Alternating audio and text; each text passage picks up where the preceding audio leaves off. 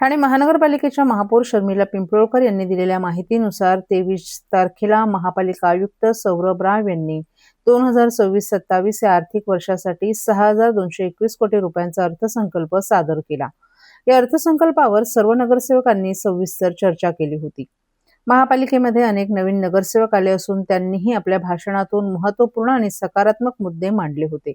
महापालिकेचं उत्पन्न वाढवण्यासाठी मालमत्ता कर वसुली वाढवणे, पाणी चोरी रोखणं तसंच शहर विकासाच्या माध्यमातून उत्पन्न वाढीसाठी महत्त्वपूर्ण सूचना या अर्थसंकल्पामध्ये करण्यात आल्या होत्या।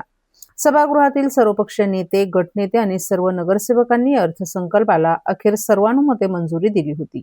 सलग 3 दिवस सुरू असलेली अर्थसंकल्पीय सभा आज पहाटे 7 वाजता संपली होती। ठाणे महानगरपालिकेच्या इतिहासात पहिल्यांदाच अर्थसंकल्पावर इतक्या उशिरापर्यंत चर्चा होऊन तो शिस्तबद्ध पद्धतीनं मंजूर करण्यात आल्याबद्दल महापौरांनी सर्व सदस्यांचे आभार मानले। दरम्यान या अर्थसंकल्पामध्ये समाविष्ट करण्यात आलेले मोठे विकास प्रकल्प टप्प्याटप्प्यानं राबवण्यात येणार असून त्याचे उद्घाटनही लवकरच करण्यात येणार आहेत। त्यामुळे नागरिकांना भेडसावणाऱ्या विविध समस्यांवर निश्चितच मार्ग निघेल असा विश्वासही महापौरांनी व्यक्त केला। तसंच स्थायी समित्यांच्या स्थापनेबाबत सर्व स्तरावर चर्चा सुरू असून उपमुख्यमंत्री एकनाथ शिंदे यांच्या मार्गदर्शनाखाली या सर्व समित्या लवकरच स्थापन करण्यात येतील असंही महापौर शर्मिला पिंपळकर यांनी स्पष्ट केलंय।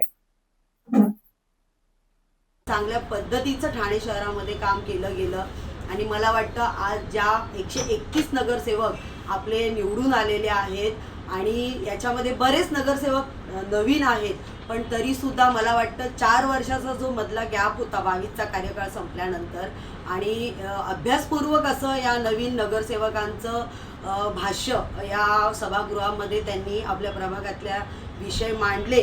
त्याचप्रमाणे महानगरपालिकेचे उत्पन्न वाढवण्यासाठी मालमत्ता कर वसुली आणि पाणी गळती, पाणी चोरी रोखणे, शहर विकास विभागाच्या माध्यमातून मिळणाऱ्या उत्पन्न वाढीसाठी देखील महत्त्वपूर्ण सूचना या अर्थसंकल्पामध्ये केल्या गेल्या आहेत। आणि या अर्थसंकल्पावर सभागृहातील सर्वपक्षीय सभागृह नेते, सर्व गटनेते, सर्वपक्षीय गटनेते आणि सर्व नगरसेवक यांनी या अर्थसंकल्पाला मंजुरी दिली आणि सर्वांचं ऐकून घेऊन आपण हा अर्थसंकल्प काल म्हणजे आज पहाटे सलग 3 दिवस चालू होता आणि आज पहाटे 7 वाजता संपला।